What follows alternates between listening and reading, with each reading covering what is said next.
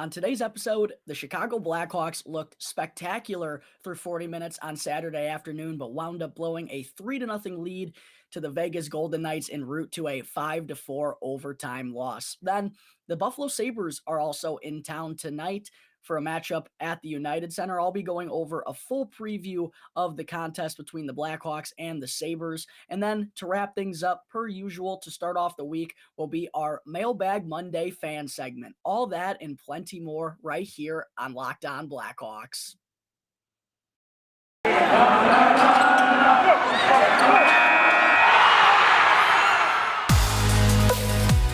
You're Locked On Blackhawks, your daily podcast on the Chicago Blackhawks.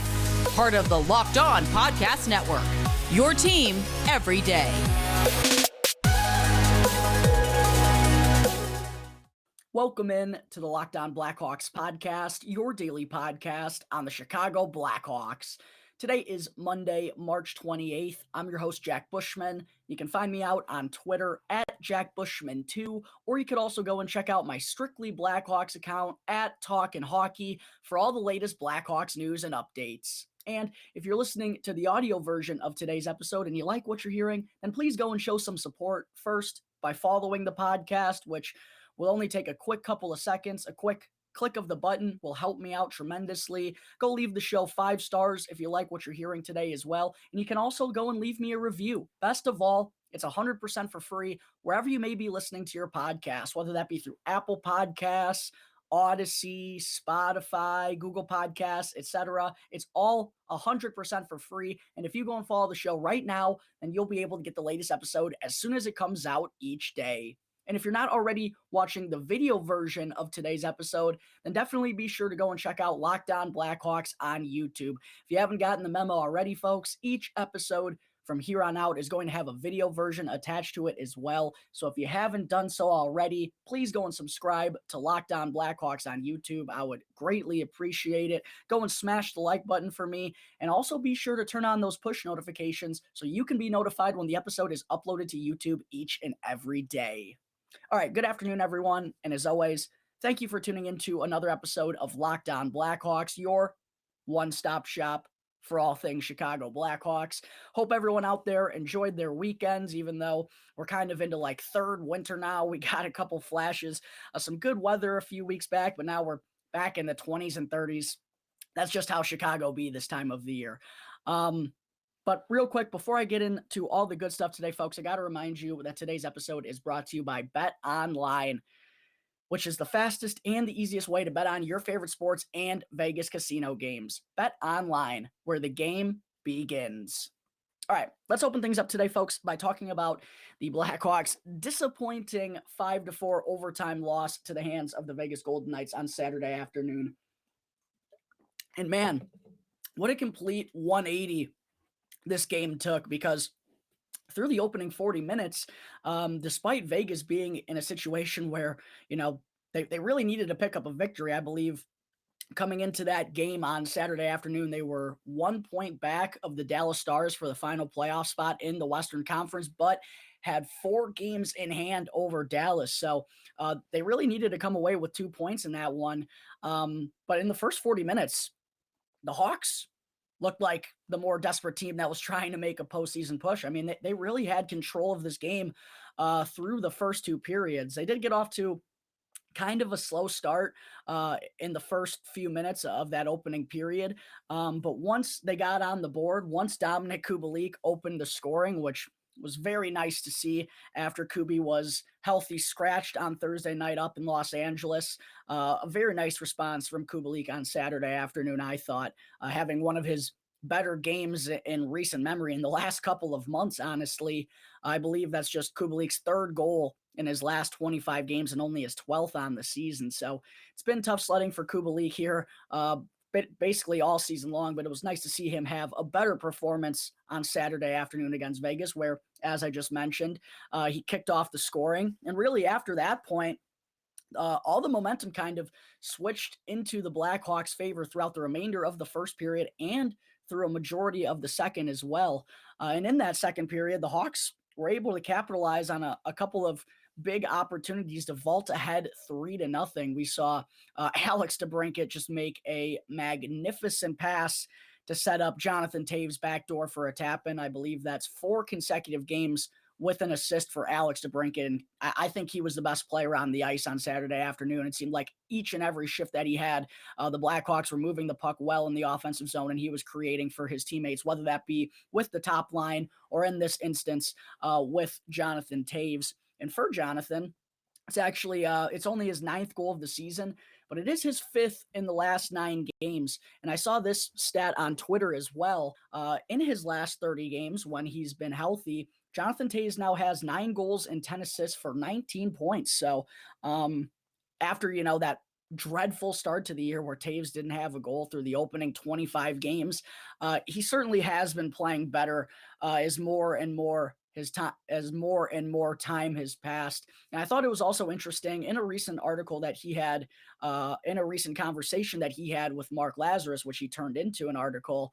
Of course, the forefront of that conversation was really about Jonathan Taves' future here with the Blackhawks organization. But something that kind of got pushed aside because of all of that is Taves said, he's still really, in his mind, not even close to being 100% healthy. So, however you feel about the captain right now, based on his recent comments, you can't deny that he has been a whole lot better these past few months. And in his mind, at least, he's really, just kind of starting to get back to where he wants to be. And he's not even close to that goal yet. So that does give you a little bit of hope that Jonathan Taves is going to be able to find his old game. We've seen it in flashes, as I said, over the last few months, but nice to see him chipping in a lot more offensively than he did back in October, November, and December.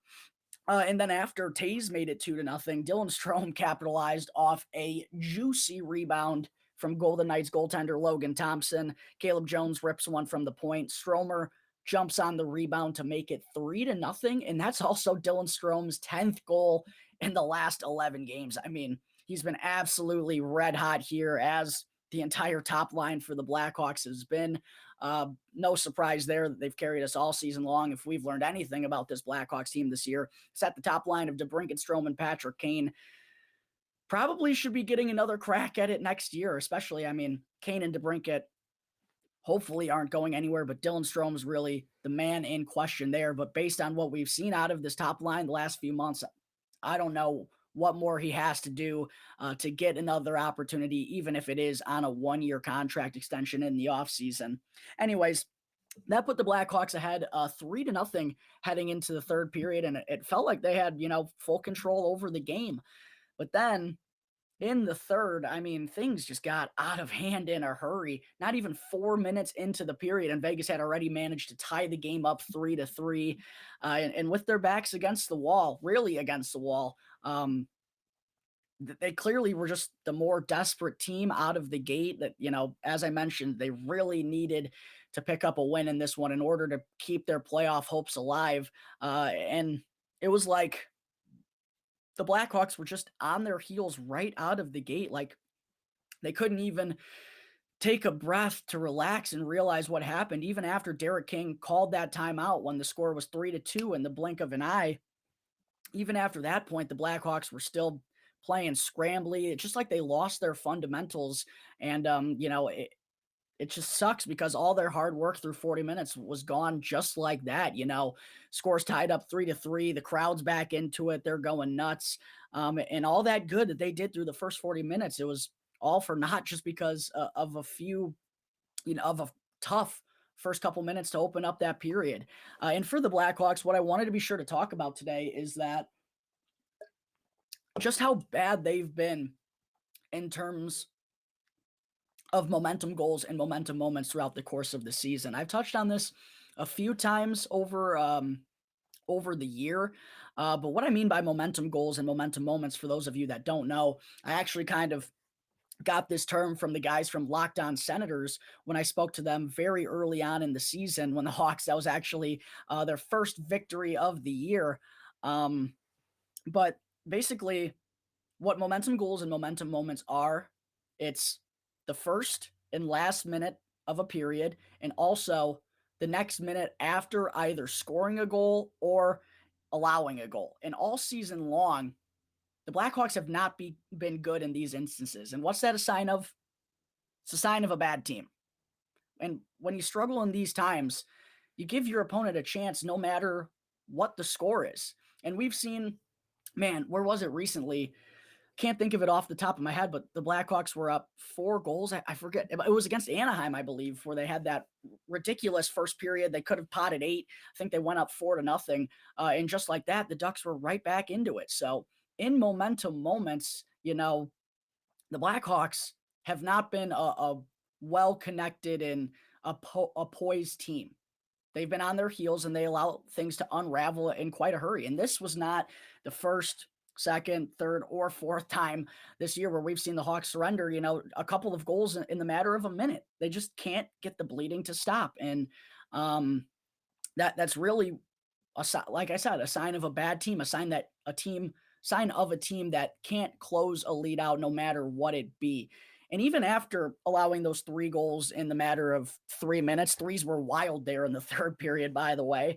But the Blackhawks managed to regain the lead 4-3 with a nice goal from Alex DeBrincat, an absolute snipe for his 37th goal of the year, by the way. But what happened just 47 seconds later after DeBrincat put the Blackhawks back ahead? They give up a goal right back, and the game is tied once again at 4-4. And that was a toughie to give up. Kirby Dach, I don't know what you're doing there, buddy. I mean, just completely unacceptably standing in front of a goaltender, screening your goalie like that, and to not come up with the shot block. Like, you got to stick the pads together, bud. You can't just have 2 legs spread out. And he kind of even lifted his leg when that shot was coming through. Like, if you're standing there in front of your goaltender, buddy, you 100% have to be blocking that shot. He didn't. And the Blackhawks blew yet another lead to Vegas once again as it was tied up 4-4. And then in overtime, the Blackhawks actually, they had their chance to come out with the victory. Patrick Kane and Alex DeBrincat had a 2-on-1. They had their opportunity. Unfortunately, the puck just kind of took a bad bounce, and then Vegas comes back down the other way. And who else but Evgeny Dadonov to wind up with the game winner, because, of course, he's been on an absolute tear since Vegas wanted to trade him. Of course, that didn't end up happening because of a no trade clause that really no one knew about. I don't even know how that situation happens in a professional sports league. But, of course, Dadonov winds up with the game winner, and those momentum moments by the Blackhawks yet again wind up haunting them. And interestingly enough as well, Vegas was 0-56 in franchise history when heading into the third period down 3 or more goals. They wind up getting win number 1 in that scenario with the comeback against the Chicago Blackhawks to keep their postseason dreams alive. Just a completely unacceptable and disappointing way for this one to end for the Hawks, although, certainly doesn't matter at this point in the year, but still was a very disappointing result after, a really strong effort through the opening 40 minutes of this game, but they still wind up losing to Vegas in overtime.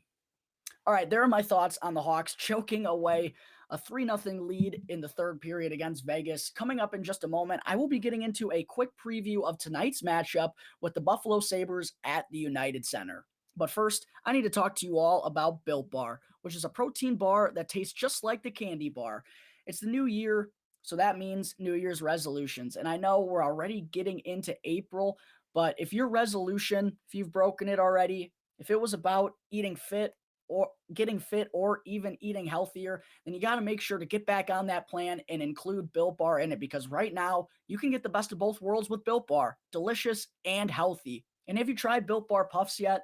Because if not, you're seriously missing out on one of the best tasting protein bars out there. And listen to these incredible flavors. You're going to have a hard time believing they're all 200 calories or less and have 20 or more grams of protein. We got cinnamon churro and coconut marshmallow, banana cream pie, and cookies and cream. So either way you choose, Built Bar is going to make it easier to get you back on that resolution because they taste so good. You're actually going to want to eat them, unlike some other protein bars, which can be chalky, dry, waxy, or even just taste like a chemical spill. And even if you're not a huge fan of working out, you can at least eat something that tastes good and is also good for you. That way, when you enjoy a delicious Built Bar, you can almost count it as a workout. And for a limited time offer right now, go to BuiltBar.com and use the promo code LOCKED15 to get 15% off your next order. That's BuiltBar.com with the exclusive promo code LOCKED15, one word, locked in all caps, followed by the number 15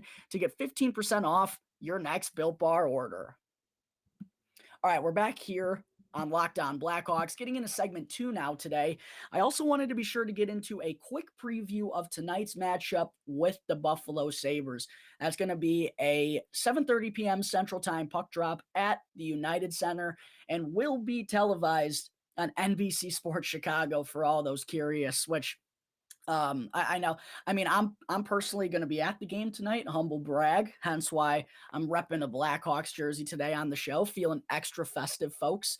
But if I wasn't going to be in attendance for this game, I would surely be glad that this was going to be televised in the Chicagoland area, because going back to Thursday when the Blackhawks were on the road in Los Angeles, that broadcast on ESPN Plus might have been the worst of them all this season.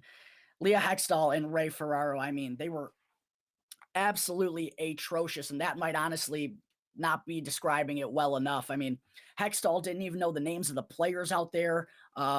Trevor Moore had a breakaway. He shoots, he scores. You know, there's no, she like didn't know the names of the players. She called Colin Delia. She pronounced Delia like 5 different ways throughout the course. It was just horrible in all ways, shape, and form. And I actually had to end up muting this commentary, and I know I I know I definitely wasn't the only one who went that route. So ESPN, give your head a shake. I mean, this has been an absolute nightmare this season. Figure it out, because you're doing such a disservice to all loyal hockey fans out there around the world with these broadcast teams. They're absolutely brutal. I also saw a clip on Twitter last week where in the third period, in a 3-3 tie between the Dallas Stars and the Carolina Hurricanes, there was like 5 minutes left and there was a penalty shot. What did ESPN decide to do? They went on a commercial break 10 seconds before the penalty shot and they missed it. They just tuned back into the game literally right after the penalty shot had occurred. I mean, I couldn't imagine being a fan of one of those teams in crunch time in a big game for, you know, not so much for Carolina, but certainly for Dallas, who's fighting for their playoff hopes right now, in a 3-3 tie with 5 minutes to go. And I don't get to see the penalty shot that could dictate the outcome of the game. I mean, it was actually unbelievable. So ESPN Plus, give your head a shake, figure it out. You're really screwing up the hockey world big time right now, and not off to a good start in your first year with NHL coverage. Anyways, though, this game is going to be televised in the Chicagoland area, so we don't have to worry about that. I know it's going to make a lot of the listeners out there very happy. But as for this matchup tonight, another game between 2 bottom feeders in the NHL this season. Hold on, folks. I'm getting blown up with notifications over here. Got to see if Kinger's spoken to the media yet, because I got to keep you all updated on exactly what's going to be happening in terms of the lineup tonight. Don't have an official update yet. But yeah, this is going to be a matchup between 2 bottom feeders in the NHL this season. The Blackhawks sit in third to last place in the Western Conference, while the Sabres, they are a little bit higher up out east, but that's only because that whole conference is so top heavy. We already know who's going to be in the playoffs out east. But they only have 2 less points than the Blackhawks do at this point, with the same amount of games played. So kind of sadly, seems like it's going to be a pretty evenly matched game here tonight at the United Center. And also, interestingly enough, when looking at some of the numbers between these two teams, well, first, for Buffalo, I guess I should mention that even though it's been another forgettable season up in New York, they have been playing some pretty competitive hockey here as of late. They've also had 4 consecutive games go to overtime where they've split those results, 2 wins, 2 losses. But overall, in their last 10 games, they have a 5-3-2 record. So points in 7 of their last 10. They've been playing a lot of competitive hockey recently and just been playing decently well coming into this one tonight. So that's definitely something to be wary of if you're the Chicago Blackhawks. I mean, considering where they are in the standings, they shouldn't be taking anyone light this season. But yeah, overall, when breaking down the numbers between these two teams, they are really similar in a lot of departments. The Hawks rank 25th in goals per game, while the Sabres rank 26th. Chicago ranks 24th in goals against per game. The Sabres rank 26th once again. And then in terms of the special teams, both of these two kind of rank in the middle to bottom pack of the NHL on both the power play and the penalty kill. They're right there in between the 16 and 24 mark. So still kind of near the bottom third of the league. But yeah, this is a matchup that's looking like it's between two pretty similar teams, which I know when a lot of folks think about the Buffalo Sabres, they think of the bottom of the barrel. Well, the Chicago Blackhawks are right there with them. So that's where we are right now, folks, as an organization. It is tough right now. But in terms of the lineup tonight for the Chicago Blackhawks, they just wrapped up their morning skate literally like 15 minutes ago while I'm recording this. Didn't have any line rushes or anything, but one thing to note is that Kirby Dach wasn't on the ice due to a non-COVID related illness. Seems like Docker could be the latest one to have some of that bad shrimp that Derek King's talked about plenty of times throughout the course of the season. Once Kinger speaks to the media, I'm figuring it's going to be any minute now, I would think, or maybe in an hour at the latest. But if I'm still recording, when I get an update on the lineup, I'll definitely be sure to keep you all updated just on Doc's status and what the rest of the lineup is going to be like. But if I had to guess, with Doc not out there at the morning skate and, with the season being lost at this point, I'd probably guess that he's not going to be suiting up for this one tonight against the Sabres, which probably would mean that both Henrik Borgstrom and Philip Kurashev will be back in the lineup. Those two have kind of been flip-flopping as the healthy scratch for the last couple of weeks, aside from that game on Thursday night where Dominic Kubalik was the healthy scratch. But as for the rest of the lineup, as I said, the Blackhawks didn't go through line rushes, but pretty sure we're not going to see all that much different from the last few games. But one change I would like to see in the lineup for the Blackhawks tonight, get Alex Vlasic some playing time. At this point of the year, I just don't get why Erik Gustafsson is still in the lineup. Like, sure, I guess he's been fine as of late. But with Vlasic, he's not even close to that 9-game threshold yet, right? He's only played 2 games so far at the NHL level. He's still got plenty of time before that first year of his entry-level contract is going to come into effect, which I'm going to guess the Blackhawks probably don't want to burn that in this season. But he's still got, 6 or 7 games left before we even get to that point. So I just don't get why Erik Gustafsson is still in there. Like, yeah, he's been fine, okay offensively, been chipping in for some secondary assists. He'll still be capable of a blunder every now and then on the defensive terms, but like we know what he is at this point in the season. And we know he doesn't have a future here in Chicago. Whereas Alex Vlasic certainly has a future here in Chicago. And we also have a bunch to learn about his game. So I just don't get, I understand. We heard King talk to the media about this situation recently. He said, the young guys still have to earn it, which, that is fair. But at this point in the year, we might as well be learning what we have in Alex Vlasic. And in his first 2 NHL games, he's played a total of like 11 minutes. So we have plenty more to learn about Alex Vlasic, whereas we already know everything there is about Erik Gustafsson's game. So I don't think it's going to be all that likely. But I would love to see Alex Vlasic get back in there over Erik Gustafsson tonight against Buffalo. As for the starting goaltender, it looks like Kevin Lankinen is going to be back in net tonight once again, coming off a kind of shaky performance on Saturday against Vegas. To be fair, the defense in front of him didn't give him a ton of help. But when the Hawks, were on their heels to kick off that third period, he just wasn't able to come up with the big save that they needed to stay ahead. So a little bit frustrating for Lankinen after having 2 pretty good starts in a row against the Anaheim Ducks and the Minnesota Wild. Both of those games, he only allowed 2 goals.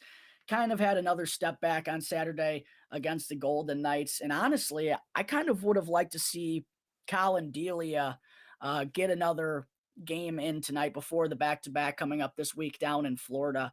I know Delia really doesn't have a future here in Chicago, both his choice as an unrestricted free agent this summer and also, with the direction the Hawks are heading. They got Arvid Soderblom. They just signed Jackson Stauber to a contract. I just don't really see Delia being brought back, if I'm being honest. But I just would have liked to see him get some more NHL action here down the stretch of the season so he can kind of show everyone that he's capable of being an NHL netminder. I believe he is, but it's tough when you don't get consistent action. And also, considering the way the Hawks have kind of treated him over the last couple of years, it really hasn't been all that fair. So I would have liked to see Delia tonight, but I get why Kevin Lankinen is going to be getting the start. He's the one who actually could have a future here in Chicago. We want to know more about Lankinen at this point than we want to about Delia. I get that. But it was a little discouraging to see Lankinen have another struggle of a game on Saturday against Vegas. I don't think he was as bad as Twitter kind of made him out to be. Twitter was absolutely hating on Kevin Lankinen on Saturday, but in reality, I mean, the Hawks, it wasn't his fault solely that the Hawks blew that lead. So hopefully Lankinen will be able to respond well here again tonight, getting a start at home against the Buffalo Sabres offense that's all in all struggled to find the back of the net this season. So this seems like a good opportunity for Lankinen to bounce back. I do understand why Derek King is electing to give him the start here tonight at the United Center. All right, there's my preview of tonight's matchup with the Buffalo Sabres coming up in just a moment. It's time for our weekly Mailbag Monday fan segment where I'll answer a question from a couple of lucky listeners right here on Locked On Blackhawks. Welcome back to the Locked On Blackhawks podcast. I'm your host, Jack Bushman. Moving on into segment 3 now today. Before I wrap up the show, I still got to get into our weekly Mailbag Monday fan segment where I answer a question from a couple of lucky listeners right here on Locked On Blackhawks. The first question I wanted to answer today comes from @Thunder_Heart02 on Twitter, who asked, is the Fleury trade bad if the Wild don't make it to the playoffs? Everyone assumes it's already going to be a first-round pick. Well, I think everyone's hopeful that this will turn into a first-round pick. We're all Minnesota Wild fans from here on out now, but I wouldn't say by any means that it's a guarantee to turn into a first, especially with how competitive and kind of evenly matched the Western Conference is right now.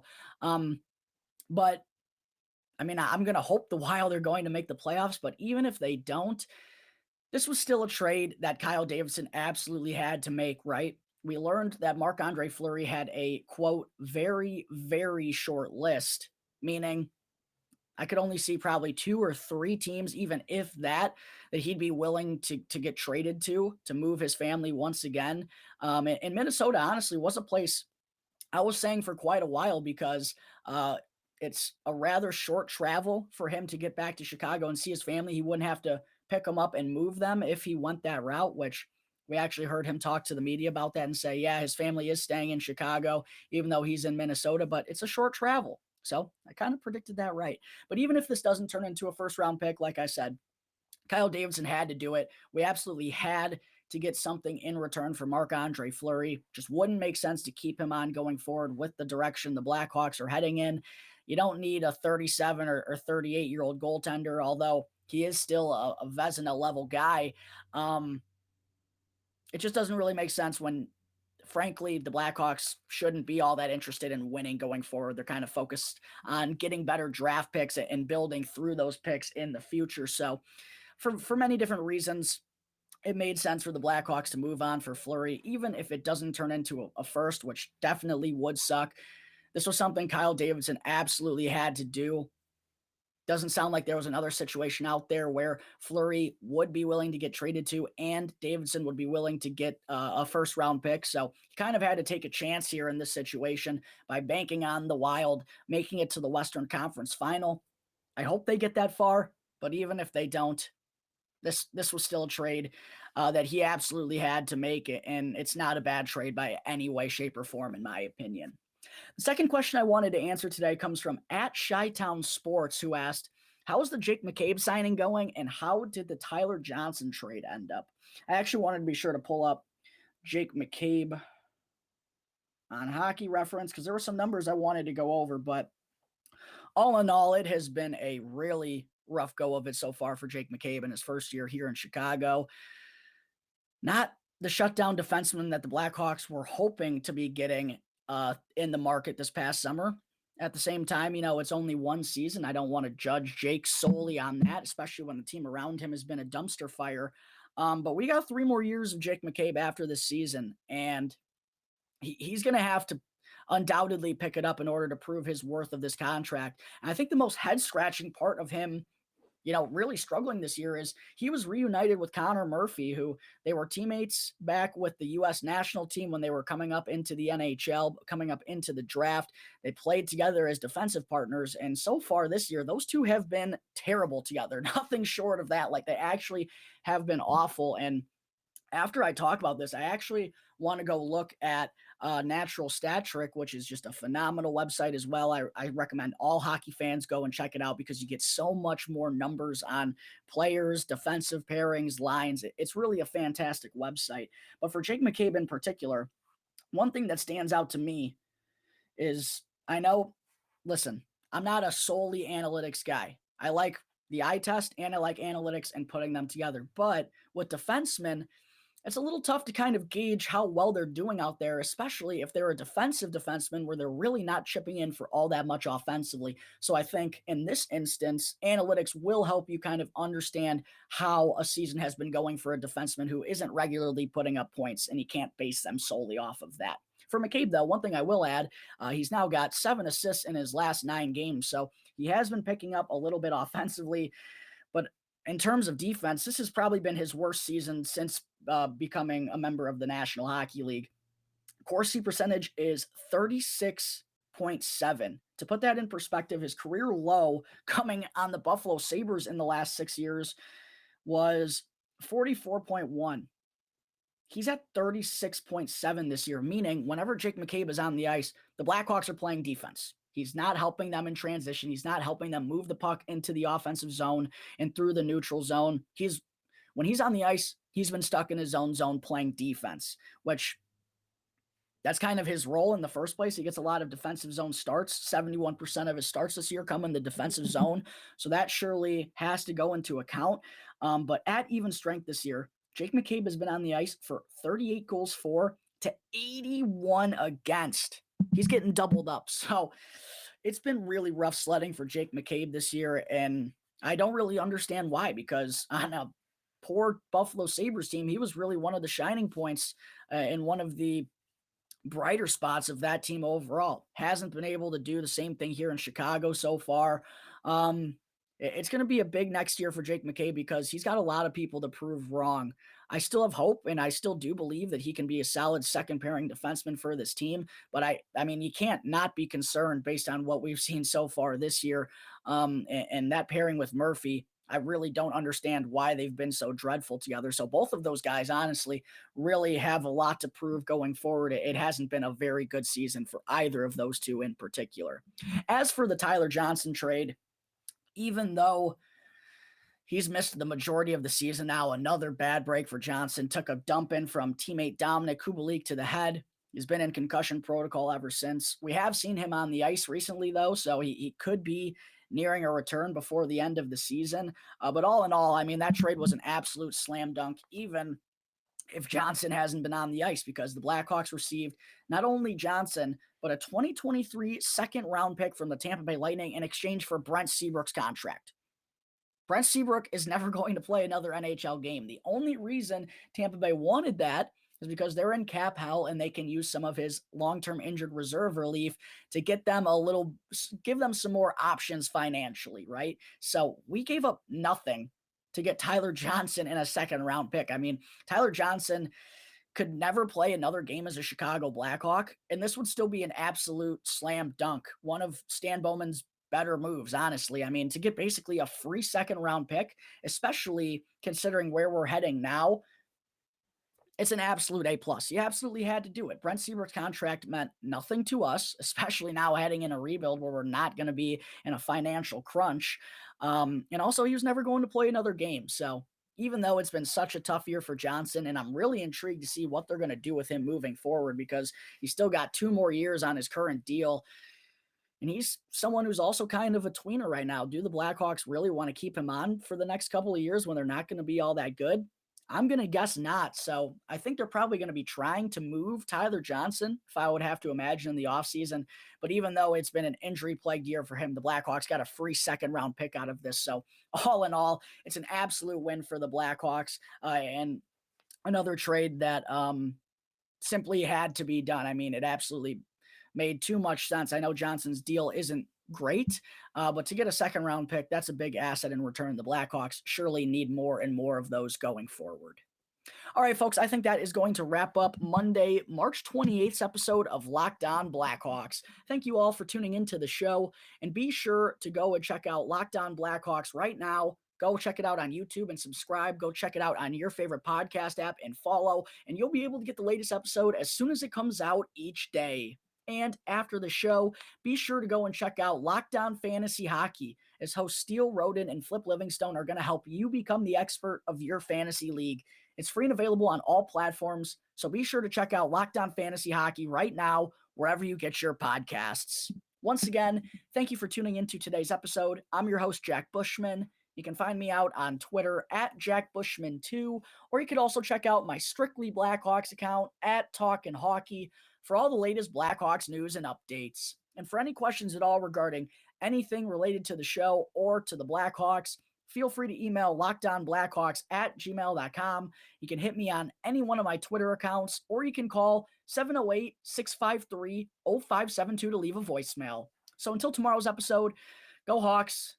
Let's go and pick up a win while I'm in attendance at the UC over the Sabres.